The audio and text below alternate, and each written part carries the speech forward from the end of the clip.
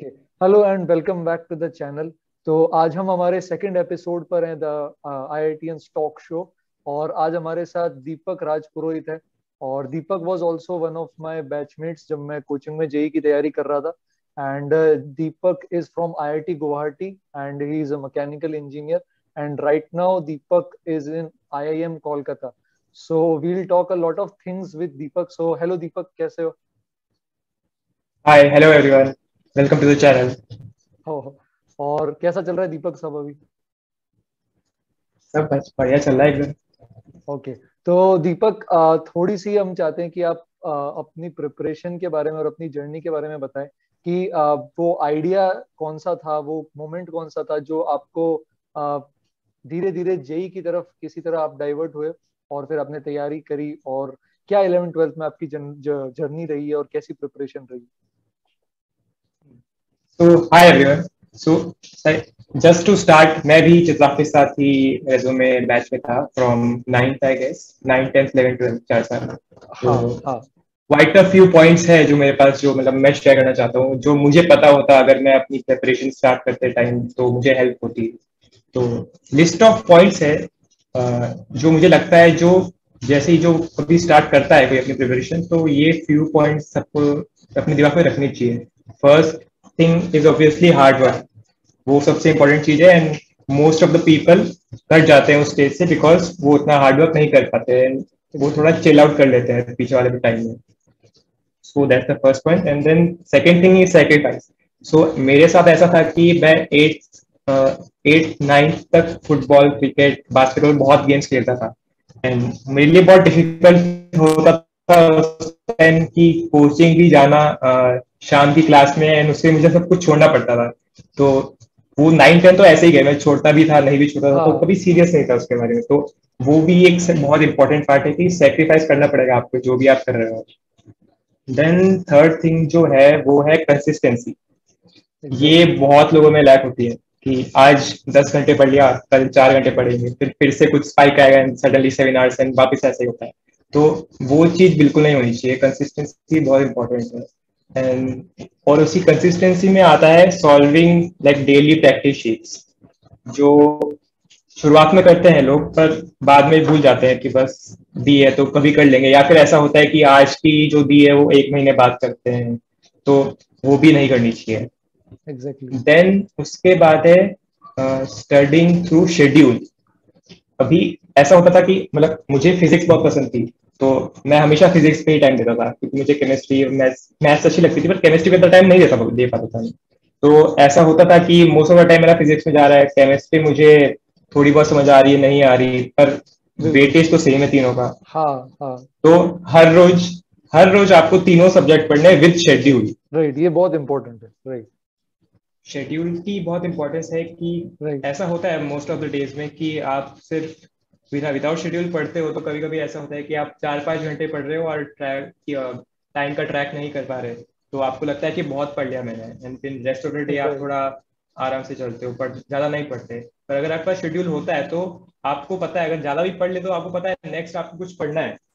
तो राइट। उस राइट। तरह से आपका टाइम फ्री नहीं जाता। तो शेड्यूल तो बिल्कुल। मतलब बहुत इंपॉर्टेंट है, उसके विदाउट पढ़ना नहीं चाहिए। ऑलराइट। एंड उसके बाद हम्म। मुझे लगता है कि जेई एडवांस एक तरीके से दे आर ऑल टेस्टिंग कि आप कितना काम एंड कॉन्फिडेंट हो on the day of test. Agree. फर्क नहीं पड़ता है अगर आप एक एक जना है जिसने 60% ऑफ प्रेप किए हैं, दूसरा हम्म। 70% प्रेप किया है, तो वो शॉर्ट ऐसा नहीं है कि 70% के ज्यादा मार्क्स आएंगे। तो मुझे लगता है वो ओवर द 2 या 3 ईयर्स जितना भी आप पढ़ रहे हो, सबसे इंपॉर्टेंट पार्ट होता है कि building confidence for the D day. Exactly, very important, and very important. Yes. Like easier said than done वाली बात है कि कॉन्फिडेंस एक दिन में नहीं बनता है। तो उसके लिए मतलब जो मुझे लगता है 2 3 चीजें जो आप ट्राई कर सकते हो, वो है फर्स्ट हम्म। चीज इज क्लास पार्टिसिपेशन। आप पूछ रहे हो, अपने टीचर से डाउट्स पूछ रहे हो या फिर आंसर्स सॉल्व कर रहे हो सबसे पहले। तो उस तरह से आपको लगता है कि हाँ आप भी इन्वॉल्व हो कंप्लीट प्रोसेस में, टीचिंग में उनके साथ। राइट। राइट।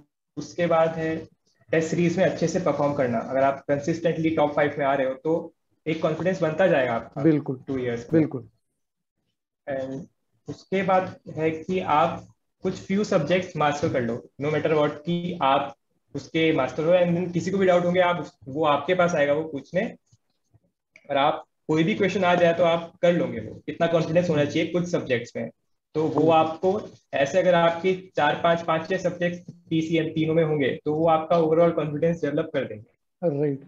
कुछ चैप्टर सबके लिए इस तरह से होते हैं, डेफिनेटली उनको स्ट्रॉन्ग कर सकते हैं। बिल्कुल होते हैं। बिल्कुल।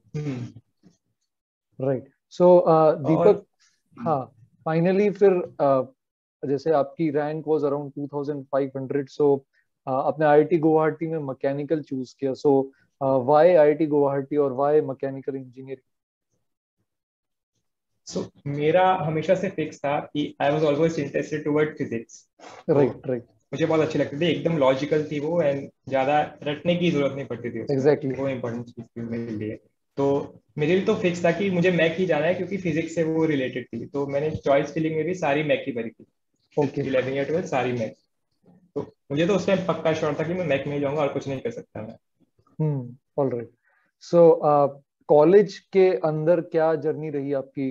4 इयर्स के अंदर मैकेनिकल में थे, कई सारे बच्चों से जैसे आज बात करते हैं तो करंटली सब जने कोडिंग में जाना चाहते हैं, कोई भी ब्रांच होती है 4 साल सिर्फ कोडिंग करना चाहते हैं, लेकिन मैकेनिकल इंजीनियरिंग में कैसा एक्सपीरियंस रहा 4 साल?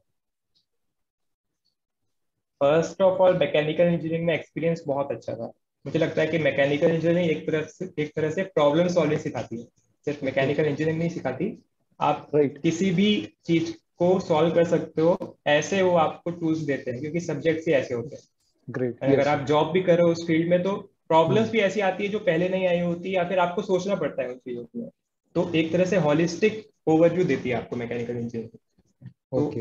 एक्सपीरियंस काफी सही रहा था। मैं हम्म। कुछ क्लब्स में भी था, एंड देन बास्केटबॉल में भी था, तो ओवरऑल डेवलपमेंट भी हुआ। तो एक तरह ओके। से ओवरऑल बहुत अच्छा एक्सपीरियंस था 4 साल का। ऑलराइट।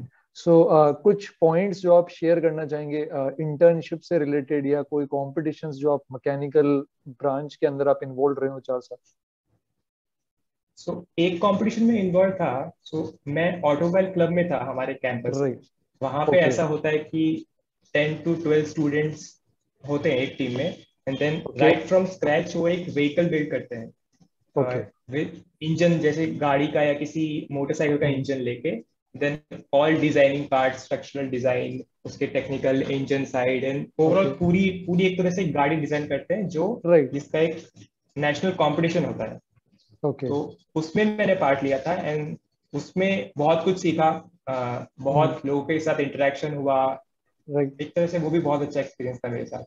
Great great. और अभी जैसे जिस तरह का एडवांसमेंट कंप्यूटर साइंस में हो रहा है, कई सारे बच्चों को ऐसा डर होता है कि हम कोर में जाएंगे, अगर हम कोडिंग ना करें और सिर्फ कोर में ही 4 साल ध्यान दें तो प्लेसमेंट नहीं हो पाएगा या कुछ अच्छा फ्यूचर नहीं है।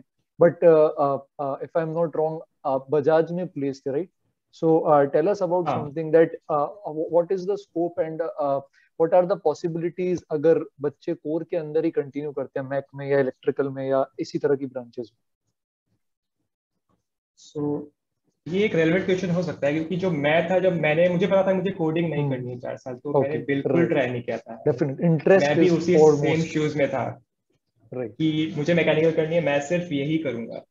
तो हम्म। एक तरीके से मैं सजेस्ट करूंगा जो भी अभी नए branches, irrespective of what ever branch you choose, अगर आप जा रहे हो तो you should go with an open mind. And definite. Placements का आपको भूल जाना हम्म। चाहिए। शुरुआत आईआईटी में अगर आप घुस रहे हो तो आप प्लेसमेंट के लिए तो मत सोचो, एटलीस्ट थर्ड ईयर तक, थर्ड ईयर के बाद सोचना स्टार्ट करो, पर फर्स्ट ईयर में you should go with an open mind. Open mind, आपको हर यस। चीज ट्राई करनी चाहिए, कोडिंग मैकेनिकल कुछ भी हो, सारे क्लब ज्वाइन करो। उससे क्या होता है, एक आइडिया मिलता है, एक एक्सपीरियंस मिलता है कि आप किस में बेटर हो। Great great advice Deepak. And जो भी ऑडियंस हमें देख रहे हैं, so Deepak is right now in IIM Kolkata. So after completing IIT and after joining Bajaj and then another company, and finally Deepak is in IIM and on the management side.